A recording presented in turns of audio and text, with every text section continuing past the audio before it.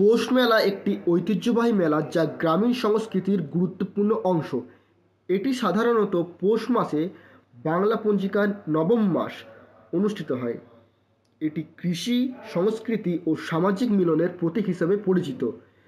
গ্রামের গুরুত্বপূর্ণ অংশ হলেও এই মেলা এখন শহরের বেশ কিছু অঞ্চলে দেখা যায়। এরমই কলকাতার নলেজ সিটিতে 2025-এর 1 জানুয়ারি উদ্বোধন হয়ে গেল পৌষ মেলার। দেখে নেওয়া যাক সেই চিত্রগুলি। আজকে 2025-এর পূর্ণ প্রভাতে এই আব্দুল রব বিএড কলেজ, ল কলেজ এবং মেডিকেল কলেজ প্রাঙ্গণ, যেখানে পৌষ মেলা অনুষ্ঠিত হচ্ছে, নলেজ সিটি। এই নলেজ সিটি শব্দটা সারা পশ্চিমবাংলার মানুষ এখন জানেন। রবীন্দ্রনাথের শান্তিনিকেতনের আদর্শে, নজরুলের আদর্শে এখানে অসাম্প্রদায়িক ধর্মনিরপেক্ষ একটা ভাবনা চিন্তা নিয়ে এই পৌষ মেলা প্রতি বছর আয়োজিত হচ্ছে। আমরা আপ্লুত, আমরা গর্বিত। আমি ব্যক্তিগতভাবে ত্রিপুরায় থাকি, এদিকে আমার বন্ধু শাকিল আহমেদ এই পশ্চিমবাংলার বিশিষ্ট একজন কবি, এবং আমার এদিকে সেলিম দুরানি বিশ্বাস আমাদের এই রাজ্যের একজন বিশিষ্ট আবৃত্তি শিল্পী, বাচিক শিল্পী। তাদের সাক্ষ্য রেখে বলছি যে আমরা খুব কঠিন একটা অবস্থার মধ্য দিয়ে যাচ্ছি ভাই। 2024 আমাদের ভালো যায়নি। 2024-এ অনেক লক্ষ কোটি মানুষের রক্ত গেছে। ইউক্রেন রাশিয়ার যুদ্ধ, 2024-এ প্যালেস্তাইন ইসরায়েলের যুদ্ধে, এই জাতিগত দাম্ভিকতা, অহংকারের যুদ্ধে আমরা কিন্তু বহু মানুষকে আমরা হারিয়েছি।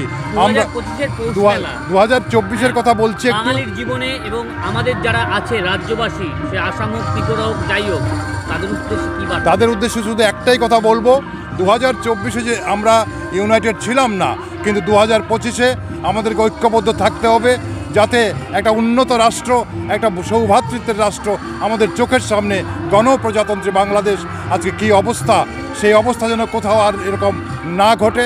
আমাদের পশ্চিমবাংলায় আমরা দেখেছি আমাদের একটা ছোট্ট বোনকে নৃশংসভাবে হত্যা করা হয়েছে। তার প্রতিবাদে সারা পশ্চিমবাংলার সৃজনশীল মানুষ তারা রাস্তায় নেমেছিলেন, কিন্তু এখনও আমরা সেই বিচার পাইনি। সেই জন্য চোখের জলে অনেক দুঃখ কষ্টে 2024-কে আমরা বিদায় দিয়েছি। 2025 এসছে আজকে থেকে, এবং এই 2025-এ আমরা জনগণের একটা সাফল্য আমরা লক্ষ্য করতে চাই। আমাদের অসাম্প্রদায়িক যে ভাবনা, আমাদের যে গণতান্ত্রিক ভাবনা, আমাদের প্রগতিশীল ভাবনা, আমাদের ধর্মনিরপেক্ষ ভাবনাকে আমরা ঊর্ধ্বে তুলে ধরতে চাই, এবং 2025 একটা উজ্জ্বল বর্ষ হিসাবে সারা মানব সভ্যতা এবং মানবতার কাছে একটা প্রতীয়মান হয়ে থাকুক। এই কয়েকটি কথা বলে আপনাদেরকে শ্রদ্ধা, নমস্কার, কৃতজ্ঞতা জানাচ্ছি। ইংরেজি নববর্ষের শুরু থেকে এই যে পৌষ মেলাটা হচ্ছে, এটার এই একটাই বার্তা, সম্প্রীতির বার্তা, যে সারা বছর আমাদের ভালো থাকুক। আমরা আমাদের যে নবান্ন উৎসব করি, পিঠেপুলি খাই, যা করি, সেগুলোকে ধরে রেখে এই উৎসব, এবং এটা একটা সম্প্রীতির উৎসব, রবীন্দ্র ভাবনার উৎসব, এবং এখানকার একটা যে শিক্ষানগরী গড়ে উঠছে, এই শিক্ষানগরী আরও সুদূর প্রসারিত হোক, এই কামনা করে। আজ আমাদের কতটা মননে আছে? আমাদের মননে আমরা প্রতিটা মুহূর্তে রবীন্দ্র নজরুল ছাড়া বাঁচতে পারি না। তাদের যে ভাবনা, তাদের যে অসাম্প্রদায়িক চেতনা, এবং তাদের মধ্যে যে মানবতাবোধ, মানবতার যে পূজারী তারা ছিলেন, তাদের বাদ দিয়ে কিছু হয় না, বাঙালির কিছু হয় না। শুনেছি প্রায় 300 থেকে 350 বিঘা, যতটুকু আন্দাজ। আমি এখন শিক্ষার ব্যাপারে কোন প্রজেক্টগুলো এখানে করা হচ্ছে, আমি একটুখানি ছোট্ট করে পুরোনো কথা আগে বলবো। আমরা কাজী নজরুল ইউনিভার্সিটি পশ্চিমবঙ্গে একটা প্রতিস্থাপন করার জন্য আমি, আব্দুর রব, আরও আমাদের শাকিলদা, আরও অনেক বন্ধুরা কলকাতায় নন্দন চত্বরে আমরা আন্দোলন করতাম, এবং নজরুল ফাউন্ডেশন এরকম একটা করে আমরা অনুষ্ঠানও করতাম। শুধু নজরুল নয়, রবীন্দ্র আদর্শকে ধরে নজরুলের চিন্তায় এই পশ্চিমবঙ্গে অন্য একটা পরিস্থিতি, একটা আবহাওয়া তৈরি করার জন্য। কিন্তু মানুষ এত ধর্মীয় বিভেদ, এত ভাগাভাগি সারা ভারতবর্ষ জুড়ে চলছিল, এটা ছাড়া আমাদের রবীন্দ্রনাথ নজরুল ছাড়া তো আমরা বাঁচতে পারবো না। তো রবদার আদর্শ ছিল, আমাকে বলতো, আমাদের সঙ্গে গল্প করতো, আমাদের বেশ কিছু জমি জায়গা আছে, সেখানে আমার বাবার একটা ইচ্ছে ছিল, স্বপ্ন আছে, সেখানে একটা নলেজ হাব তৈরি করবে, হ্যাঁ, শিক্ষা প্রতিষ্ঠান তৈরি করবো, স্বাস্থ্য তৈরি করবো। সত্যি বলছি, আমরা শুরু থেকে রবদারির স্বপ্নটাকে সার্থক হয়েছে। আমি একটু আগে গাছের কথা বলছিলাম, যে গাছগুলো যখন ছোট ছিল আমরা হাতে লাগিয়েছি, সেই গাছগুলো বড় হয়েছে। ইউক্যালিপটাস আছে, সুপারি আছে, অন্য আরও যেসব ফুল গাছগুলো আছে, তারা কিন্তু হিংসা করে না, তারা পাশাপাশি বড় হচ্ছে, পাশাপাশি ডালপালা নিয়ে তারা দাঁড়িয়ে রয়েছে। এই নলেজ ক্যাম্পাস থেকে পৌষ মেলা উপলক্ষে কী বার্তা দেবেন? একটা জিনিস বলবো যে রবি ঠাকুরের আদর্শ শান্তিনিকেতনের আদলে এই নলেজ সিটি, এটা হচ্ছে আমাদের জ্ঞানের সাগরের একটা জায়গা, জ্ঞানের জায়গা, জ্ঞান পরিসরের জায়গা। এই পরিসরে ধর্মটাকে সরিয়ে আমরা যদি মানুষকে ভালোবেসে, আগে একটা শিক্ষা প্রতিষ্ঠানে যে ধরনের শিক্ষা হওয়া উচিত, যে আজকের আধুনিক যুগের মডার্ন, যে এটাকে রেখে সমস্ত সব কিছু ভাবদার রবীন্দ্র, নজরুল, শরৎচন্দ্র, সুকান্ত সকলের আদর্শটাকে সামনে রেখে, ইংরেজিটাকেও রেখে, বাংলাটাকে আরও পুষ্ট করে, এই সংস্কৃতি, বাংলা সংস্কৃতিটাকে ধরে রেখে সব কিছু এগিয়ে চলুক। দ্বিতীয় শান্তিনিকেতনের আদলে এই যে নলেজ সিটি সমগ্র পশ্চিমবঙ্গ, সারা বিশ্বে ছড়িয়ে গেছে, এটা আমরা জানি। করোনার আগে, করোনার পরে এই নলেজ সিটি আরও অনেক পরিসরে এগিয়ে গেছে। সবার মুখে কিন্তু নলেজ সিটির নাম, আব্দুর রবের নাম আসছে। পাশাপাশি আমরা যারা সঙ্গী সাথী বন্ধুরা রয়েছি এই নলেজ সিটিতে বলবো, এখানে মানুষ গড়ার এই যে প্রতিষ্ঠান, ছোটদের যে একটা মেধা, সেই বৃত্তির যে মানে বৃদ্ধি, সেই বৃদ্ধির একটা অসাধারণ একটা প্রতিষ্ঠান, অসাধারণ একটা জায়গা। এই জায়গাতে আমি বলবো যে সবাই তাদের সন্তানদের এখানে শিক্ষার জন্য এখানে আসতে বলুন, এখানে ভর্তি করান। এখান থেকে, এই পরিবেশ থেকে তারা গড়ে উঠলে কোনোদিন তাদের হাতে অস্ত্র আসবে না, বোমা আসবে না, তাদের মুখে শুধুমাত্র শান্তির বাণী, শুধু মানুষের কথাই বলা হবে। ধর্ম তো সকলেরই আছে, সেটা তো একটা আলাদা জায়গা। সেই জায়গাটাকে সম্পূর্ণ পবিত্র রেখে একটা সারা বিশ্বে একটা শান্তির আশ্রম গড়ে উঠবে, নজির হয়ে উঠবে এই নলেজ সিটি। এই ভাবনায় আব্দুর রবের আছে, আমাদের সকলের আছে।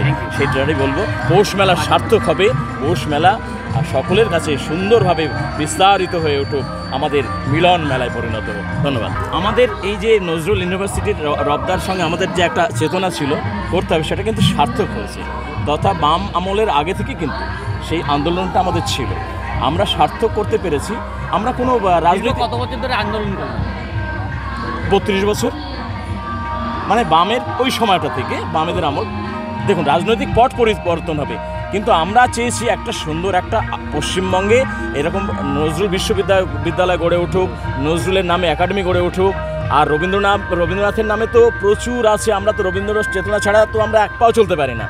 নজরুল, সুকান্তর নামে এরা এই জিনিসটা গড়ে উঠুক, সেটা আমরা করতে পেরেছি, বা আমাদের চেতনাটা সরকারের কাছে গিয়ে পৌঁছেছিল।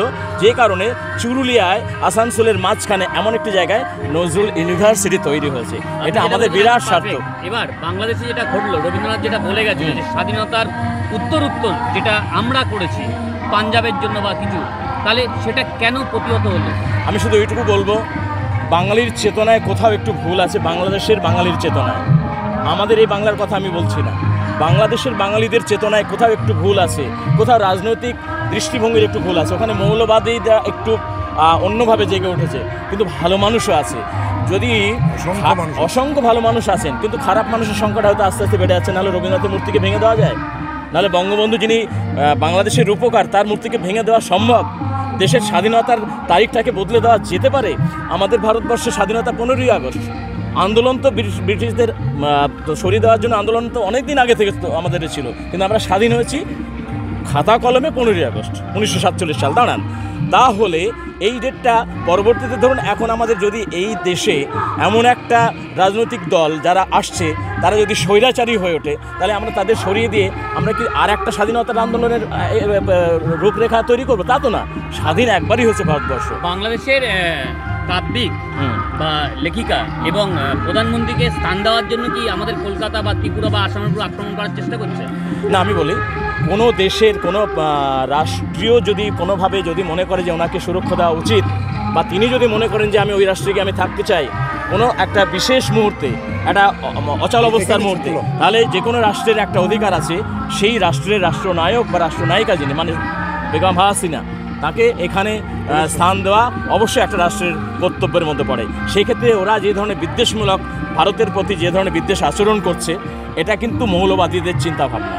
ওখানকার সুস্থ সংস্কৃতি সম্পন্ন শুভ সম্পন্ন মানুষ যারা, তারা কখনোই চান না যে হিন্দু মুসলমানের কোনো দাঙ্গা হোক, কারোর ঘর পুড়ুক, কারোর মন্দির ভাঙুক, কারোর মসজিদ ভাঙুক, কেউ চান না। আমরা 17 বার আমরা বাংলাদেশে গেছি, ওনারাও গেছেন বাংলাদেশে। আমরা প্রতিনিয়ত ওখানকার মানুষদের সঙ্গে কথা হয়, তোমরা কেমন আছো, বলছে আমাদের এখানে সংখ্যালঘুরা যথেষ্ট ভালো আছে। আপনাদের টেলিভিশনে ওখানে যে মানে কিছু টেলিভিশনে যারা এমনভাবে প্রচার করছে যে বলা হয় যে ওখানে বোধহয় সব জলে পড়ে ছাই হয়ে গেছে, না, বলেছে সংখ্যালঘুদের প্রোটেক্ট করবার জন্য আমরা আছি। হয়েছে সামান্য কিছু ঘটনা ঘটেছে। বাংলাদেশ বাংলার যারা প্রতিনিধি ছিল সাংবাদিক তাদেরকে তাড়াবার চেষ্টা করেছে এবং লিস্ট ঝুলিয়ে দিয়েছে, সে ব্যাপারে না, এই যে বললাম মৌলবাদী চিন্তা মানুষ তারা কিন্তু বেড়ে গেছে। এদেরকে দমানোর জন্য এই মুহূর্তে বাংলাদেশে এমন একটা সরকার দরকার যে সরকার কঠোরভাবে সেটাকে দমন করবে। সেটা যদি হাসিনা ফিরে আসেন করতে পারেন, জানি না। তিনি তো তথাকথিত তিনি নোবেল পেয়েছেন, তিনি ধ্বংস করছেন না, এটা তো আমাদের কাছেও প্রশ্ন, আমাদের কাছেও তো প্রশ্ন যে নোবেল তিনি পেলেন কি করে?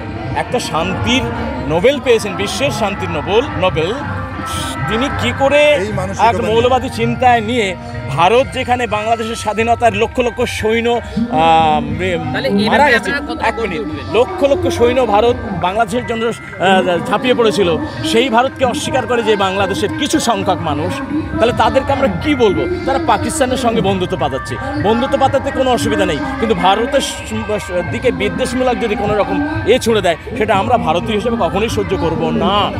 উপকারীর উপকারকে অস্বীকার যারা করে তাদেরকে আমরা কখনোই গ্রহণ করব না। কিন্তু কিছু সংখ্যক ভালো মানুষ নিশ্চয়ই বাংলাদেশে আছে। আমরা চাই দুই বাংলা আবার সুন্দরভাবে সেই সংস্কৃতিতে ফিরে আসুক, বাংলাদেশের মানুষ সুন্দরভাবে একটা ভালো জায়গা পরিস্থিতি তৈরি হোক, ওখানে কোনো রকম সংখ্যাগুরুদের মধ্যে কোনো দ্বন্দ্ব যেন না আসে।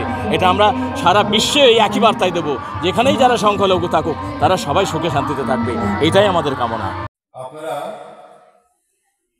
আমার কৃতজ্ঞতা নমস্কার গ্রহণ করুন। মঞ্চে যারা বসে আছেন, মঞ্চের সামনে এবং আশেপাশে যারা আছেন প্রত্যেককে নমস্কার জানাচ্ছি। আপনারা উদ্বোধনী সঙ্গীতটা শুনেছেন তো? বিশ্বকবি রবীন্দ্রনাথ ঠাকুর বলেছিলেন, বিশ্ব এসে মিলবে এখানে শান্তিনিকেতনে। আর বিএড কলেজের মেয়েরা যে গানটা গাইল, ওরা বলছে বিশ্বকে অসাধারণ গান করেছে। আমি ত্রিপুরা থেকে এসেছি, রবীন্দ্রনাথের খুব প্রিয় জায়গা ত্রিপুরা। সেখানকার মানুষদের উষ্ণ ভালোবাসা নিয়ে এসেছি আপনাদের জন্য। নলেজ সিটিতে গতবারও এসেছিলাম, এবারও আসলাম। আমি শুধু সংক্ষেপে এইটুকু বলবো যে পশ্চিমের জগতে, শিক্ষার জগতে একটি নতুন পালক সংযোজিত হচ্ছে এই নলেজ সিটি। বিগ নিউজ, সবার আগে সবার সাথে।